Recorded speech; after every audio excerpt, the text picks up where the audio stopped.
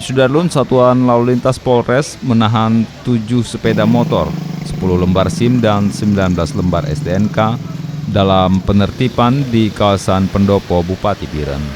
Pengendara yang melanggar ini umumnya tidak menggunakan helm depan belakang. Total ada 36 surat tilang yang dikeluarkan petugas dan puluhan lainnya mendapat teguran sesuai tingkat pelanggaran yang ditemukan. Penertiban kali ini juga digunakan petugas untuk mensosialisasikan new normal dengan ikut melakukan pengecekan suhu tubuh dan meminta warga mengenakan masker. Dari Biren, Yusmandin Idris, Serambion TV.